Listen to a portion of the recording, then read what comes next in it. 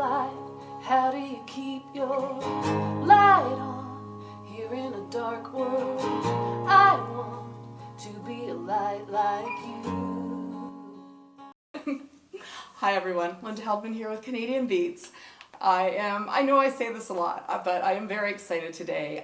We are here in Huntsville, Ontario at the Algonquin Theatre for a very special show with Victoria Banks. Victoria, thanks for joining me. I'm excited to be here, and I'm so glad you could come and be here before the show. So.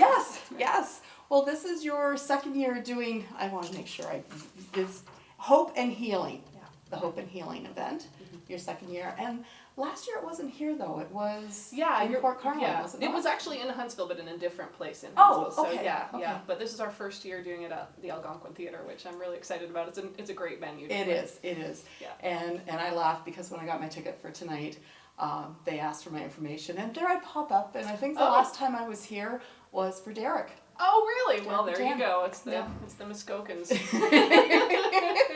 We're everywhere. Now, for those who don't know, Victoria is one of Canada's most impressive songwriters, living in Nashville. Living in Nashville. It's home now, although, Canada will always be true home, but it's home in Nashville now. Yes. and we'll get into who you've written with and who you've written for and all that stuff. It's just, but yes, originally from Port Carlin, Ontario. And every time I come to these shows, I meet more and more of your family. Yeah, we're expanding all the time. And you have had a new addition in the past year. Yes. Beautiful. Baby Alexa. And she's adorable. Almost one. So the crazy thing is, when I did this show last year, we were on the adoption waiting list, and we had been matched with her birth parents, but we didn't know for sure whether it was actually going to happen. And lo and behold, it did. And I showed up here at the theater with baby food in my hair earlier, and so I had to glamorize myself. So it's a whole different world being a mom, but I just love it. It's so fun. Well, I love the pictures you post of her. She's got these great cheeks that you just want to squeeze. Yeah. She's adorable. She's adorable. Like chipmunks storing food for winter. And actually, I was browsing last night just to make sure I got some information correct and stuff like that. And you don't realize how much she's grown until you go back a year ago, and those first pictures of you holding her. Yeah. Oh my goodness. Yeah, it's just crazy. It really drives home how fast time flies for sure. And people always talk about that when they're parents, but man, it's so true. Yeah. It really is. Yeah. Well, congratulations, and she's an absolute adorable little girl. Thank you. We got very blessed. And an easy baby, so that makes it nice. That's good. Yeah. That's good. So, you've released 3 albums. Yeah. Mm-hmm. The first one was 2009. Yeah. And your first song, this is really bad. So the Wheel was my first. The Wheel, that's it. Yes, it was an incredible breakout song for you. It did fantastically well. It was pretty crazy. Mm-hmm. It was because I had always been the songwriter behind the scenes before that, writing songs for other people, and that was my career up until then. So I was shocked, frankly, when I released. I was like, okay, I'm going to try this, and I put this single out, and it was just, people, they played it on the radio. It was such a great response, and so it was, and still when it comes on the radio, it's like, yes, love it. And actually, it was the release of your first album that I was living in Ottawa at the time, and I came to see you in Ottawa. That was the first time we met. My first tour, yeah. That's right. That was the first time I got to see Canada from coast to coast, was touring for my When You Can Fly record, and we visited everywhere that we could, all across the country, and all the radio stations, and played all sorts of shows, and that was really cool. It was a really fun experience. Hard to believe that was 7 years ago. Yeah, I know. Crazy. I was driving down from Sudbury and was, wow, I've known Victoria 7 years. Yeah, it's pretty nuts. Yeah. 7 years and 7 years and 3 albums. It's like I'm an addict. I keep doing it. Yeah. Another one of my favorite ones from your album is the one that you did the duet with Jason Blaine. Oh yeah. Don't Leave the Leave-In was that song, and that was really fun. He actually he calls Nashville home too, so I called him one night, and it was a totally last minute thing, and I just said, hey Jason, would you consider doing a duet with me on my record? And he said, oh yeah, absolutely, I'd love to. And And I said, well, how about tonight? Because we're mixing the album tomorrow. And he was like, well, I'm playing the Bluebird Cafe, but I'll be done by 10:30, so can we start then? And I was like, sure. So we were up until about 2 o'clock in the morning doing the vocal, but he was such a trooper, and it was great. It was so much fun. And, That's awesome. That's awesome. And just some of the people you've written for. I mean, there was Saints and Angels for Sarah Evans, which was one of my favorite songs before I knew you had anything to do with it. Oh, cool. And then I guess the big one that came along for you was Come On Over for Jessica Simpson. Yeah. Her breakthrough, yes, going country. Breakout, yeah, she's going country and she's never going back. Whoop, she's gone. so that was actually a co-write with her. It was, yeah. She, there was another song that she recorded for her album called Remember That, which was one that Rachel Proctor and I had written about domestic abuse, and from two of us who had been through it, we wanted to write the song to someone who's in that situation now, trying to empower them to move on and leave. And so that song fell into Jessica's hands, and she loved it, and I guess she related to it in her own way, and so she requested to come to Nashville and write with us for the record, and so we ended up writing that song, Come On Over, together. And that ended up on the record too, and lo and behold, it was her first single, so, and it kind of flew up the chart, so that was really cool to watch. Yeah. I think everyone was really curious, like, Jessica Simpson in country music, what's she gonna do? So, yeah. And probably the one that, well, there's two that I really like that you did, and for anyone who's a Johnny Reed fan, Dance With Me was... Yeah, we wrote that one. Johnny and Tia Sillers and I wrote that one together. We got together one morning in Nashville to write, and it was very cool because, you know, after having met him and writing that song together, I got to go out on tour and open for him when my own record came out. And so I got to see him perform that and see the fans' reaction, and he actually invited me to come out and dance with him during the song, which was really fun. Okay, so, what tour was that? Because I'm sure that was 2009. Yeah, there you go. Yeah. Okay, yeah. It was right when my first record came out. So yeah, he was literally my first performance for a huge audience was opening for Johnny, and I had gone from playing at the Bluebird Cafe for 100 people, and that was the most I had ever played for. to a week later, I'm playing for 10,000 people with Johnny. So I was like, I hope I know how to do this. You know, it was just me and my guitar and telling the stories, and just did the same thing, and it seemed to work. So I was like, well, I'm glad that works because I don't know how else to do it. So yeah. Well, that's fascinating. He was very sweet. He was wonderful and very supportive, and it's not, you know, I find that in country music especially, artists are very supportive of each other, which is great because, you know, it's a tough enough business when you're not trying to knock each other down. So it is great, and especially Canadian artists supporting each other. And those of us who live in Nashville stick together a lot. So. And there's a lot of you. Yeah, there are. And we like to celebrate our Canadian holidays very loudly. Actually, I did an interview with Lindsay L. earlier this week, and I said, you need to pool all your resources and go get a Tim Hortons franchise down there. I know, right? Somebody could get rich. Exactly. So, I said, I'll come down and manage it. Yeah, it's true. And another song that, because I'm also huge fans of them, and it's probably the most countrified song that I think you've written, and it's I'm Gonna Make You Love Me with Doc Walker. Yes. When they do that, it's like you can just hear the twang. So, okay, there's a story about that song. So we were writing together, and I mean, writing with the Doc Walker boys was like being in a sitcom. Like, my stomach hurt so badly by the end of the day whenever we were writing. Them, yes. Oh, and so we had this one song that we've been working on, and we were trying so hard on it, and I think it took us 2 appointments writing it to try and finish it, and we finally got this song done, and we were like, oh man, I think it's a really good song, but my brain is like bleeding out my ear at this point, and I don't know for sure. And so we were packing up our stuff to leave, and Murray Pulver starts playing this ding, ding, ding, ding, ding, ding, just for fun, you know. And then I'm like about to get up and go, and I'm like, I'm gonna change your mind, I'm gonna make you love me. And then we ended up writing the song like, I'm gonna keep on trying. And so we wrote it kind of just like a joke. That's a joke. And then out of those 2 songs, which one was the hit? It was the one that we wrote in like 10 minutes. But it was so funny. I was like, when they actually started seriously singing that in their harmony with their production, I was like, whoa, that's actually really a cool song. So you never know. Oh, I love it. I love it. Yeah, they play that pretty much every time I've seen them. Yeah, it's great. I love it. They're great guys. Love it. I love it. And there's someone that you write with that I absolutely love, and I know you do too, Phil Barton. Oh yeah. Can't say enough about Phil. Yeah, Phil is Australian, but he's honorary Canadian because Exactly. he spends so much time here, and he writes with every Canadian artist. Exactly. I mean, and he comes up to the CCMAs. We see him. Yeah. He's great. Yeah, Love you, Phil. Yeah. Yeah. His name is on a lot of Canadian country hits if you look him up. And he won. Was it a Grammy Award? He won a big Australian award just recently. And then he had, of course, a big #1 in the U.S. with Lee Brice, his giant hit. Oh no, I can't remember it. The giant Lee Brice hit. Oh, the woman like you. Oh, Yes. Yeah. So that was pretty cool to watch that happen for him. Yeah.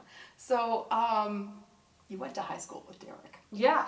Derek Rattan, yeah. And you guys were in a band together. We were. We were in a band, and it was a band called the Bad Moons, because we played a lot of Creedence Clearwater Revival. And actually, my boyfriend at the time was the bass player in the band, so I was a little bit like the extra chick that would, and I knew how to play keyboards and some electric guitars and sing some harmonies, so if there was room for me on the stage, then I'd kind of be there. And then, all right, we'll let her. Yeah, pretty much. And then they made a record, a Bad Moons record, which was like a cassette tape recorded in Derek's grandmother's garage, literally. And so I sang on that, and so that was. Is that still around? I think so, and unless he has lasered it off, there is a very large tattoo on Derek's arm that says the Bad Moons. So next time you see Derek, ask him to show you his. I'm sure it seemed like a really good idea at the time, but it's like the logo for the Bad Moons band. So that's so that why was he always wears t-shirts. He covers that. Don't cover it. So that was the thing, before that, I grew up in a family that was all classical music all the time, and my dad collects antique phonograph records and machines, and so that was what we listened to, and so I didn't really even know that much popular music until high school, and then fell in with that crowd, and then the road to hell after that. So here I am, and so Derek moved to Nashville a couple of years before I did, and I went to visit him a few times, and at the time I was going to U of T and getting a degree in zoology. And I was visiting him Talk and going, about diversifying yourself. And I was like, wait, you can write songs for a living? Like they pay you? Get paid for it? Yeah. So when I graduated, it was like, whoop, and I moved down to Nashville and lived on his couch for a good As a lot of people have. Yes, he had the halfway house for Canadians trying to make it in the Nashville music business. We were all there. I was there at the same time as Courtney and Dave Wilson, and that was when they met. It was Courtney Kale and Dave Wilson. And he told me right before she showed up, he was like, I've just had such bad luck in relationships, and I don't know, I always go for like these pretty blonde girls, kind of petite, pretty, beautiful blonde girls, and I just probably need to change my choices. And then she shows up, and I'm like, oh, here we go. But look, the rest is history. They're doing fine. They're doing just fine. And actually, you wrote a song with them as well. Yeah, we did a song together called Mine All Mine, which was a song about adoption and expecting your child. That's right, and waiting for your child. Because they adopted, and yes. little did I know at the time that I would experience the same thing a few years later. So it's pretty cool how sometimes your songs will end up being a message to yourself that you never knew it was. There you go. And in all these years, have you ever written with Derek? I wrote with him when we were first in Nashville, and then since then we've kind of gone in different directions. You kind of find your people that you really click with creatively, and you surround yourself with those people. But I do run into him a lot when we're out touring and doing stuff like that. Yeah. So. Well, personally, I don't think we see enough of either one of you up here. Well, I wish I could be up here more too. Yeah. Yes, I miss Canada a lot, especially with Trump on the news down there all the time. Oh, good God. Might be moving home. Do it, absolutely, absolutely. So Indigo is your current album that's out there, and it's been out for a little over a year. Yeah. Yeah. And you've got Hello Heart is the current single. The current single, which is awesome. Oh, I love thanks. the song. Love Thank it. you. It's so good. It's just, all your songs, you paint pictures when you write. Oh. They're so the wording is so visual that I can just picture it. Oh, The one off your first album is Back to the River. Oh, yeah. Been in that situation. Yes. And That was a true story. Yes. I remember your story Yes. about that, and it was just like, yeah. Yeah, I really kind of tried to go for that even more with this new record and really wrote from the heart and also recorded it differently, where the other two records I went into the studio with a band. This record I decided I wanted to try and make it a little more authentically me, which is hard. So I started working on it and recording the songs in my own home studio and just got them as far as I could with guitar and piano and that kind of thing, programming a little bit of instrumentation, and then I joined up with Park Chisholm, who is my co-producer on the record, and we literally took like 7 or 8 months building the tracks and layering things on and built the record together. And we hired in a couple of players. We hired in a beautiful string player who played some great stuff on there. But in the end, it ended up really being, I'm like listening to it and thinking, yeah, the bed tracks of it are me. And I'm like, oh, that's cool. I wanted to capture that. So I feel good that we did, even though it took forever. Now, do you end up feeling like you've got a bit of a split personality between the artist and the songwriter? Yeah, I do. And I think one of the hardest things about that is that I have a really hard time with the glamour side. I just like authenticity, and when you're a songwriter, it's all authenticity. You just have to write what you know and be yourself. And then it's really hard for me to like go out and try to do the red carpet thing, and when that happens, you're sort of separated from your fans a little bit, like you're protected from them in this weird way, and then he's like, oh, don't carry your guitar, we'll carry it for you, it doesn't look right, things like that I really have trouble with. So I decided at some point, I'm just gonna be me, and whether that is enough for whatever country stardom or not, that's not what matters. I just have to be me and write my songs and perform my songs authentically from the heart, and then see what they find their way to. So that's kind of where I'm coming from at this point. Yeah. Well, you put your music out there, and you don't care if it's popular or not. You're writing, as you say, for your authentic self. Yeah, which and is you just great. figure that it'll find the people that need to hear it. Yeah. Well, I'm glad I found you, because your music touches me Thank you. so often. Between the ups and the downs, and the what you think are good relationships that turn into bad relationships, and just all kinds of stuff. It's awesome. Well, it's awesome. and it's really gratifying to be able to use the music in a way that's helpful, and like tonight's show is a great example of that, because getting to do this as a fundraiser for mental health and addiction awareness in Muskoka and Perry Sound area, that's my home stomping grounds, and we lost my mom to mental illness. She died by suicide the same year that my first record came out. So a lot of my perspective is kind of the wisdom and the strength that I gained from finding my way through that pain, and so that's in these songs, and especially on the Indigo record. So getting a chance to perform those songs in a context where people understand where they're coming from and value that is really special. So I'm excited to be doing that. Yeah, it had to almost be therapy. Yeah. To get through that. And I'm sorry, you talk about it and I get emotional. It's like, if I have to reach for the Kleenex. It's hard. Yeah, it is therapy, and I think without songwriting, I don't know where I would be, because, honestly, I think the only thing that gets you through stuff like that is love and relationships, and self-expression. And luckily I have a great family who's very supportive. A lot of them are going to be here tonight. I love your family. And we've leaned on each other through this whole experience, and then just getting the chance to express in a safe situation with a co-writer. It's a very intimate experience with a co-writer, and sometimes, when I was first writing after going through that pain of losing my mom, I didn't know what to say, I didn't know how to say it, but I had stuff to say, and I had co-writers who helped me sort of pull that out and find a way to say it that wasn't just depressing and sad, I wanted it to be uplifting for people. So well, I think I read that one of the first songs you wrote, which is the first song on Indigo, is Get on the Train.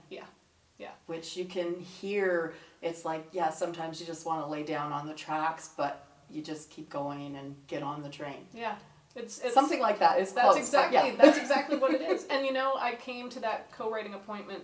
Tia Sillers is my co-writer on that, and she's a wonderful writer. I've written several things on my records with her, and she wrote "I Hope You Dance" among a bunch of other hits. Fantastic song. And I came to her, and I set up that appointment with her, knowing I felt safe with her, and walked in and just said, I don't know what this is, but I have it going over and over in my head, and it's just get on the train with this boom, doom, doom, this beat, and going over and over and over. And she just looked at me and said, I think what that is, sometimes you just want to lay on the tracks and give up the fight, but you got to get up and get on the train. And I was like, that's a song. That's exactly That's what it is, but I didn't even know that's what it is. So yeah, that's when it works really well in collaboration. That's the person lifts you to a higher level, and hopefully you do the same for them. And it's a really cool thing to be able to do that and express your innermost feelings in a way that hopefully other people will feel. So yeah. And events like this help bring awareness.